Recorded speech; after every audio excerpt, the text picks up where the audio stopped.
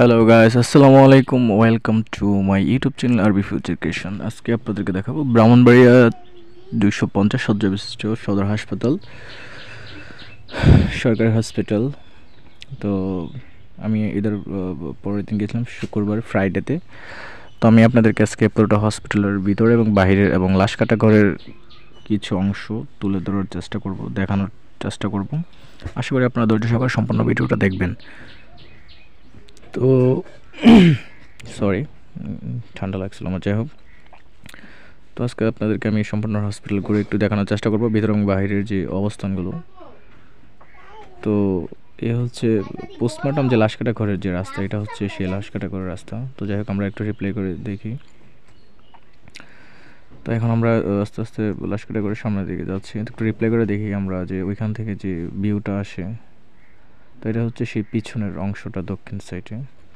আর তার পাশে হচ্ছে দক্ষিণে কমার্শিয়াল মোড়। তো এই হচ্ছে লাশ কাটা ঘর, মানে যেটাকে মর্গ বলে, হসপিটালের পোস্টমর্টম করানো হয়।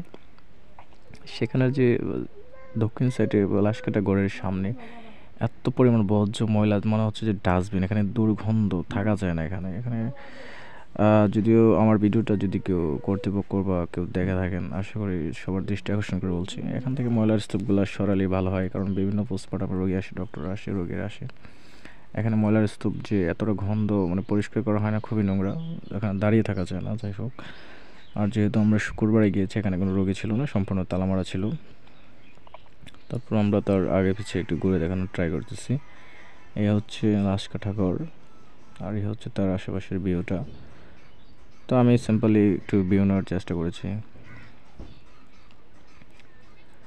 তো যেহেতু শুক্রবার, শুক্র শনি সরকারি বন্ধ থাকে, যার জন্য বন্ধ ছিল, আর কোনো লাশ ছিল না। সামনে আছে যে ভিডিওতে আমরা ভিতরে দেখেছিলাম, যে যেখানে লাশ কাটা হয় সেটা খালি রয়েছে। তো এই হচ্ছে ডাস্টবিনের অবস্থা, দেখেন কি একটা অবস্থা। একটা এত বড় সদর হসপিটাল সরকারি, ওইখানে যদি ময়লার স্তূপ থাকে লাশ কাটা ঘরের সামনে, তো ব্যাপারটা আসলে খুব দুঃখজনক। কারণ দেখতে খুব খারাপ লাগে। তাছাড়া আশেপাশে মানুষ চলাচল করে, রাস্তা দিয়ে, পাশেই রোড, বাউন্ডারির ওই পারে কমার্শিয়াল মোড়। কি একটা অবস্থা! এসব ময়লা আবর্জনা, মানে হসপিটালের যত ময়লা আছে সব এখানে স্তূপ করে রাখা হয়েছে। আমি জানি না পৌরসভার যে সিটি কর্পোরেশনের যে কর্তৃপক্ষরা আছে, যারা ময়লা আবর্জনা পরিষ্কারের দায়িত্বে আছে, তারা কি করে আমি আসলে জানি না। নাহলে একটা এত বড় একটা হসপিটাল সরকারি, এখানে ময়লার স্তূপ তো থাকার কথা না। আমরা তো জানি, বা আমাদের জানা মতো তো প্রত্যেক দিন পৌরসভার যে ময়লা পরিষ্কার করে লোকরা, তাদেরকে তো প্রতিদিন সকালে তাদের ডিউটি হচ্ছে ময়লা পরিষ্কার করা। কিন্তু এখানে তো দেখা যাচ্ছে যে প্রায় 15 দিন থেকে 1 মাসও ময়লা হয়তো এখানে রাখা হয়েছে। কোনো পদক্ষেপ নাই, কোনো কিছু নাই। এত গুরুত্বপূর্ণ একটা জায়গার মধ্যে এইভাবে নোংরা ডাস্টবিন বানিয়ে রাখছে ওরা। যাই হোক, আমরা এখন ভিতরে যে গ্লাস লাগানো, তারপর ক্যামেরাটা নেওয়ার চেষ্টা করেছিলাম।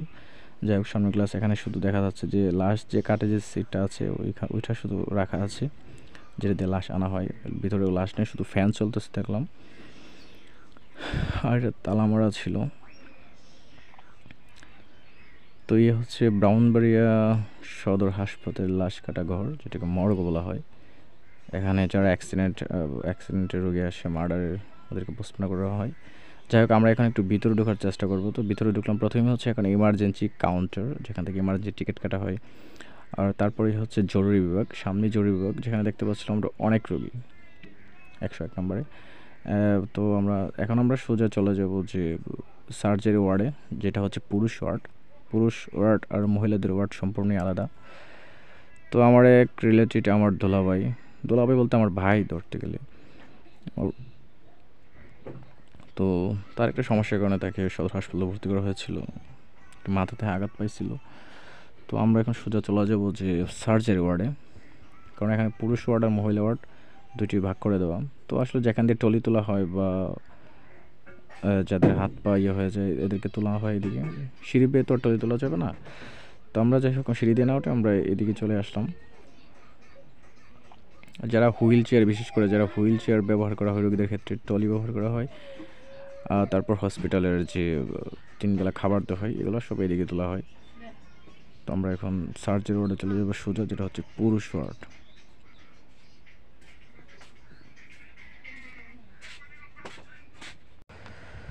তো আমরা এখন চলে আসলাম সার্জারি ওয়ার্ড, যেটা হচ্ছে পুরুষদের ওয়ার্ড, আর মহিলাদের ওয়ার্ড ভিন্ন। তো এটা হচ্ছে পুরুষদের ওয়ার্ডের ভিতর যে অবস্থা, ভিতরের অংশ হচ্ছে ভিতরের অংশ।